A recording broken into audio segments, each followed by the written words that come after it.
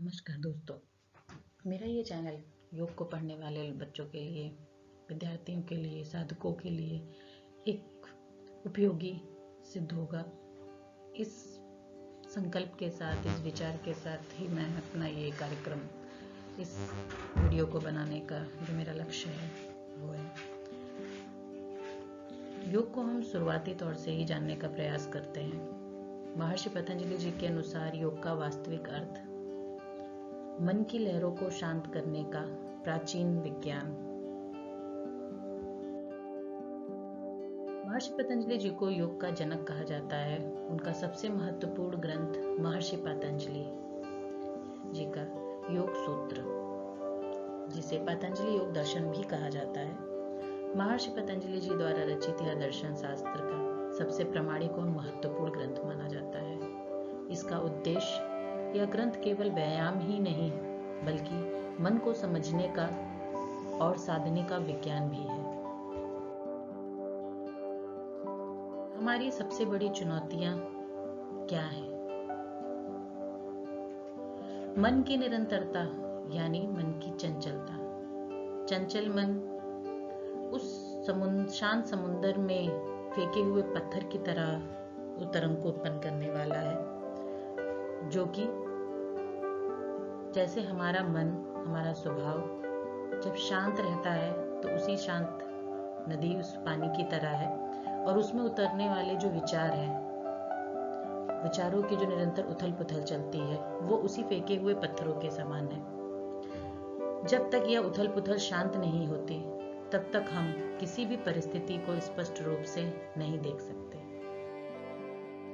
योग सूत्र का सार एक समीकरण के जरिए समझने का प्रयास करते हैं।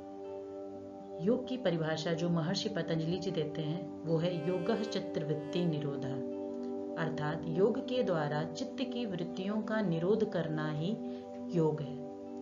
चित्त यानी हमारा मन, वृत्तियां उसमें उठने वाले विचार, निरोध यानी उनका इलाज करना, उनको संभालना। ये सारी चीजें होती किससे हैं? योग के जरिए से। मन की चंचलता को संभालना ही योग है। दो अलग ग्रंथों को एक साथ समझने का प्रयास करते हैं, क्योंकि पहले के वीडियो में श्रीमद् भगवद गीता के अनुसार हमने योग के अर्थ को समझने का प्रयास किया था, और इसमें महर्षि पतंजलि जी के पतंजलि योग दर्शन के अनुसार समझने का प्रयास कर रहे हैं। श्रीमद् भगवद गीता का लक्ष्य कहता है समता यानी समन्वय, संतुलन। योग सूत्र कहता है कि चित्त वृत्ति का निरोध, चित्त यानी चित्त में उठने वाले फ्लक्चुएशन यानी विचारों का निरोध करना।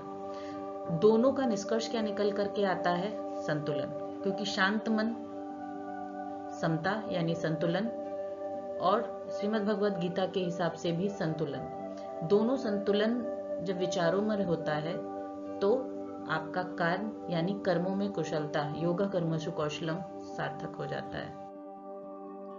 आगे हम देखते हैं कि शांत मन का व्यवहारिक लाभ और निर्णय लेने की जो क्षमता और जो पावर आती है, वो योग कैसे उसको करता है। शांत और संतुलित मन। पहला एक छोटा एग्जांपल अत्यधिक क्रोध और अत्यधिक खुशी का ले लेते हैं हम। जब आप क्रोध में रहें और उस वक्त अगर आप कोई डिसीजन या कोई निर्णय लेते हैं तो वो गलत हो जाता है, नुकसानदायक हो जाता है। वही सीधा अगर आप बहुत ज्यादा खुशी में कोई डिसीजन लेने लग जाते हैं, भावुक होकर के डिसीजन लेने लग जाते हैं, तो वो भी नुकसान का कारण बन जाता है। अब बात आती है कि संतुलन की।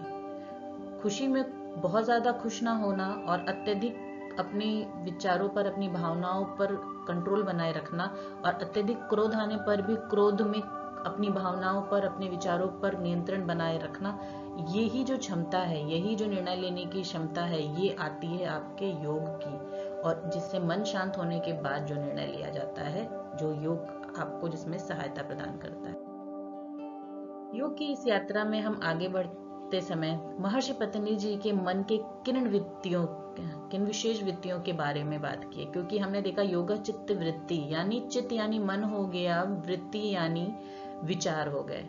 तो उन विचारों के बारे में, उन वृत्तियों के बारे में हम जानने का प्रयास करेंगे अगले अध्याय में थोड़ा सा, कि क्या है वो। मैं Ruchi Pandey, YCB certified yoga teacher, आपको ये बताने के लिए आपकी मदद करूंगी और अगले अध्याय में उन वृत्तियों के बारे में हम जानने का प्रयास करेंगे।